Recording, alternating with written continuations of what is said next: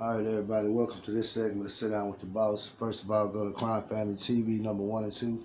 Like and subscribe to the channel, hit that notification bell.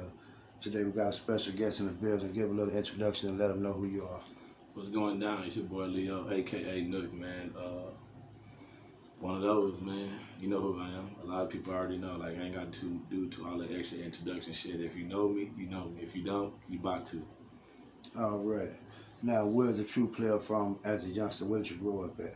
Originally born in Galveston. My mom from Houston, my dad from LA. So intertwining back and forth. You know how that go. Young nigga bouncing back and forth and shit, getting jammed up. So long details behind that story too. So I ain't got time for all that shit. But back and forth type shit. Already. Now, what was it like back and forth between Texas and LA? What was the biggest difference you see? Well, growing up in Texas, you know what I'm saying, like, in them days, like, shit, you was a kid. Like, everybody was like one of them cowboy type fans as a little kid with the Oilers, you know what I'm saying? You was either Cowboys or Oilers. I was the Oilers being from the Houston area, you know what I'm saying? And nigga just remember running around with cut off shorts, playing football against other apartment complexes on weekends and shit, and having your football youth rivalries and shit, doing kid shit, basically. Going to Astroworld in the H, you know what I'm saying? Fight night, you know what I'm saying? People call it Fright Night, but back then it was called Fight Night for the old that know about the shit. Already. Now, as a youngster, who were some of your biggest influences on like being a man when you were young? People that you looked up to, might have been an uncle, dad, anybody. Shit, like truthfully, it was my brother, rest his soul. He tatted on my neck. Kenneth Randall. Just having a whole mentality of Pops being absent, doing his military, then getting jammed up with his shit in there, running the streets with your older brother when you running away from group homes and foster care because you got in trouble as a kid and shit went wrong. You know, your brothers was there, your homies was there, but then I met a dude, I was in a treatment center type situation named Jesse Harmison. Nigga looked out for me, man. Nigga was like my everything. I ain't gonna lie, like as a kid, that nigga looked out for a nigga, and him being the old school player, he the first one to taught me how to carry a beeper, dress right, and I would keep myself clean for the ladies and shit, you know what I'm saying? So, rest his heart, I'll never forget about him. Really? Now, out here in Texas, do you see a lot of the youngsters claiming gangs?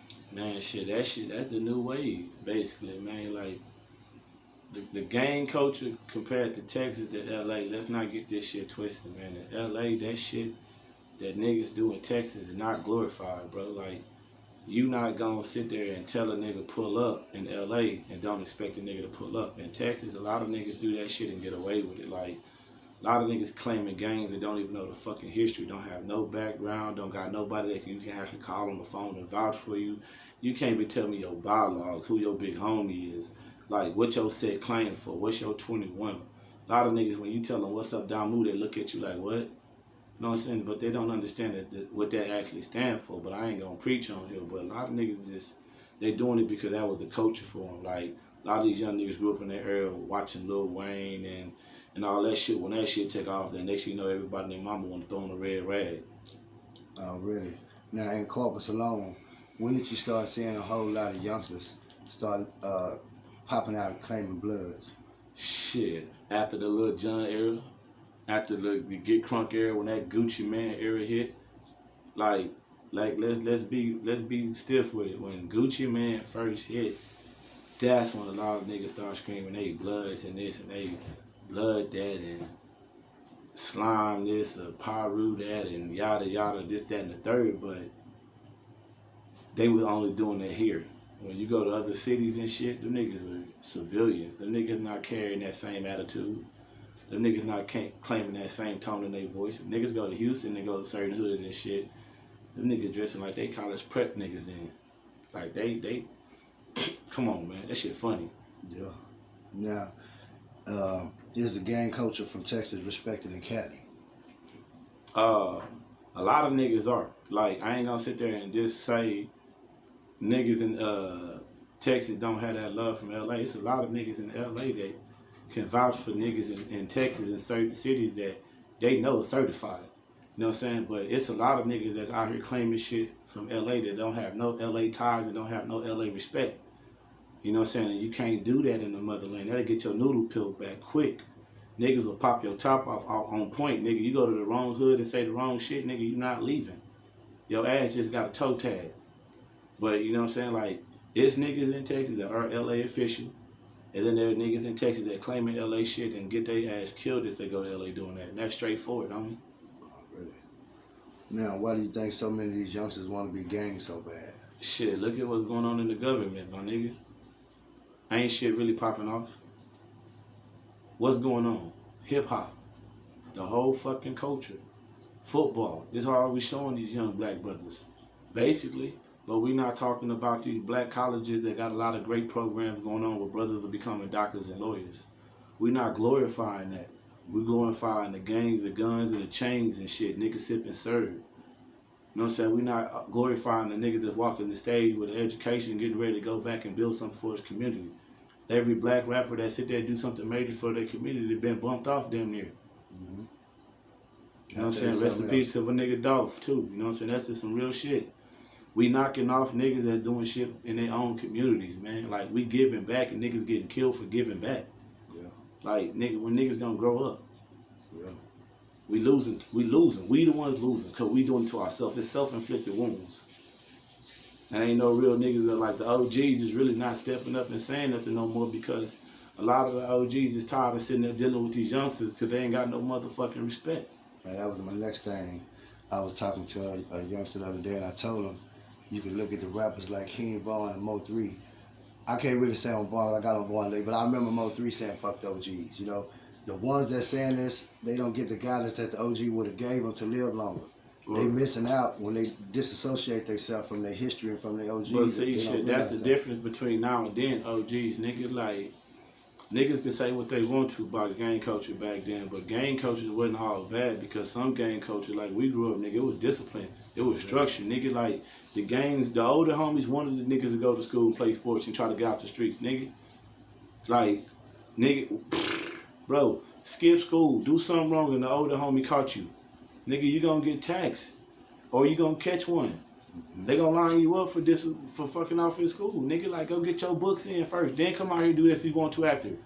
But nigga, don't be out here doing this dumb shit right now. Yeah. Not on my watch. Oh, shit. Now, I see a lot of youngsters out here that claim gangs, and I've seen posts where youngsters say that they gang bang, but they don't pack guns. I mean, where do you think they get the logic to want to be a part of something they feel like it's supposed to be violent, but feel like it's so safe they don't need a gun? Say, now let me go ahead and break this down. There's niggas that gang bang, there's niggas that are gang members, and then you got niggas that are gang associates. So which one of you actually are? Because niggas that gang bang always carry pistols. Whether they in the public eye or not, nigga, they got something around them at all times to protect themselves, my nigga. Like, niggas that are gang members and shit, those are the niggas that basically hustle for the association, nigga. Them the dope boys. Them the pretty boy ass niggas that go out there and handle the business, get that money, go get that bag. Them the niggas that you basically see on social media. Them the niggas that fly in and out of town wearing all that pretty boy shit. Now, don't get it twisted. Them niggas be having their burners with them too. But the niggas that gang bang, nigga go to church with their pistol in their pocket. Nigga, they not slipping at all. Like, cause in LA, niggas, churches get shot up just as well as anywhere else get shot up. That's why I'm saying, like, you can't sit there and say you gang banging and you beefing with a nigga, but then that Friday, Saturday night, you standing in the club with that nigga and y'all niggas looking at each other waiting for somebody to pop off. Man, that shit is fugazi as fuck. Yeah. If you beefing, you not in the same club with a nigga at all. You not nowhere near that nigga. Mm-hmm. That's straight facts. Now, the way that the youngsters dress in the new era of the gang culture compared to the 90s and early 2000s, what's the biggest difference you see? Shit, our era was Vans, straight leg jeans that fit, not them skinny jeans, but there's a difference. The skateboard jeans type ones, like the ones that fit like grown men, white t-shirts, white tees, pullovers over, like hoodies, Dickies like a motherfucker, Pumbas, for the vatos, it was, you know what I'm saying, Stacey Adams and shit, the Zoop suits and shit, like real gang shit. Like, niggas were organized, like For the Pyrus, the old school gang members in LA, like them niggas wore suits. Niggas like, you know what I'm saying, you wanted to step out and look nice. Like I don't understand, like, but it's the culture and what these motherfuckers are allowed to accept these days. Like, I don't understand calling yourself a gang member, nigga, but you got your sister skinny jeans on. Oh, shit. Straight up, like, nigga, how the fuck you supposed to fight a nigga when you trying to hold up your pants at the same time? Like, you look like a fucking idiot. Like, if you go look at any old school gangster movie, even like Boys in the Hood, when them niggas were walking up and down the street, you ain't see niggas sagging. You saw niggas with their shit up ready to go, nigga, at any moment. Like, fuck you gonna, that ain't it. Really, no shit. Now, let's talk about the clothing brand. Give us a little insight on your clothing brand, you know, because they see you, they know you got the credibility, you're certified in the streets, but like you say, let's talk about something they don't want to talk about when you start your own business and really empowering yourself in the city right in front of everybody. Like, let's keep this shit funky. Rest in peace to Diane Harris, my mother. When I lost her in 2019, that was a change of everything, my nigga. Like, I got closer with God, bro, and I had to find myself. I had to realize I was doing more destroying than I was doing helping. You know what I'm saying? And that wasn't the message. Like, when you feel God talking to you every day, bro, how long you gonna keep on ignoring it? You know what I'm saying? So, in 2019, I launched Mafia Fishing because I fished so much, and that was my time talking to God in the water. Like, you know what I'm saying? Finding my spiritual area in life, and I ran with it. And here it is, 2 years, half later, I got stuff in stores. I own kayaks. I done won fishing shows. I done sponsored dog shows. I'm just building my brand, like, you know what I'm saying? And then everybody know my nickname as Nook. They don't understand how I got the nickname. It came from just being odd, being a different type of motherfucker, like standing out different. And then at the same time, when I found out what a Nook was, it's a pacifier to my mom. So it really stuck to me because as a baby, I still got my pacifier too. Like, that motherfucker put up in the jar, so shit, the nickname Nook is what I am, nigga, and it's tatted on my arm. So I launched Nook University as a thing of just me being myself. Like, you ain't got to sit there and follow no man, bro. You ain't got to sit there and feel like you owe anybody an explanation, because when you're born in this world by yourself. When you're laid to rest, that's you and God's conversation that you gotta have. You know what I'm saying? And my time on this earth, bro, I got to answer for what I did wrong. So here I am sitting there understanding what God got a plan for me, and I'm trying to undo some of my wrong by being more of a leader and doing right and changing. Like, I'm not going to sit here and say I'm just all righteous and shit because I have my snapback, but the nigga got to do better, homie. I can't sit there and call myself a big homie if I'm sitting there watching young niggas fuck up and not try to sit there and show them something different. Like, we can all make it, my nigga. It's what you gonna do with you. And that's how I stand. So Nook University is a clothing line that's on, I got Instagram up on it. All you gotta do is type in Nook University, it's gonna pop up. Same thing with Mafia Fishing, it's gonna pop up. I'm on that motherfucker. No, really. Now, do you think the Mafia Fishing is something that you're gonna keep pursuing? Man, truthfully, bro, like, it's getting big, like, it's getting deeper.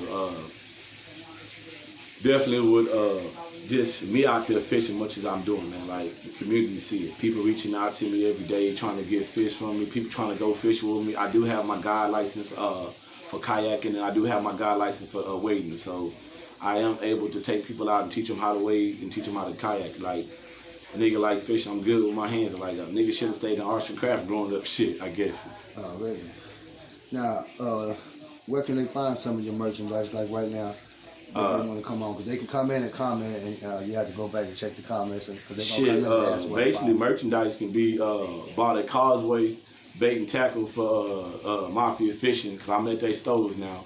Like, I'm at one of the biggest fishing spots to go get bait from. So I'm at Causeway. You can go in there and holler at my boy Tyler. There's a kayak place off of Airline in Alameda. Right there, right in front of the McDonald's. I don't actually remember the name because it's one of the names I can't pronounce, but I'm located in the kayak store there too. Or you can just go online and email me or inbox me on one of the company pages, and I do respond. Like, I'm not one of those persons that feel like just because I'm trying to grow a business, I ain't got to talk to people, man. I'm very respectful and business minded first. Already. Now, for anybody on Facebook that might see you want to get into kayaking, might want to go out and learn how to wade, where can they find you on Facebook? Man, on Facebook, you can actually type in the Mafia Fishing. It does pop up as an actual page now. You can go to Mafia Fishing 15 on IG. And basically, I do teach fishing classes. Like I do also where if you want to learn how to fish, we can go to a pier. And I'll teach you how to fish from a pier first. I do have landmarks marked where I teach people how to guide and go in the water and teach them how to fish in the water and feel comfortable with being in the water and shit, because it's always that stereotype ass shit, black folks don't get in the water. Bullshit. I do that. I love that shit, man. All right, well, do you have any shout outs you want to give out to anybody before we get out here? Man, shit. Look here, man. Shout out to my brother Dabadai, Defcon 2. That's one of the first albums. Shout out to my brother Maestro. Shout out to my brother King Rich, Slow. Shout out to Daddy Creed. Shout out to Muddy Water Free, my nigga. Shout out to Cassius. Shout out to all the young niggas in corporate, man, right now that's actually in the music industry. Y'all niggas keep doing what y'all doing, man. Stop letting these other hoe ass niggas hate on y'all movement, man. Like, if y'all really want to put y'all heart and soul into that music, my nigga, hey, look, me as a big homie, bro, I support y'all niggas. It don't matter where y'all at, man. If that shit going on, y'all niggas need niggas to pull up to y'all concerts. Let me know, man. Shout out to all y'all young niggas that trying to do something productive with y'all life, man. Stop being crash dummy ass niggas, man. Straight up on the books, my nigga. Like, do something with yourself, nigga. Stop letting these people sit there and put you in the motherfucking category. Be kings like y'all supposed to be. Y'all ready?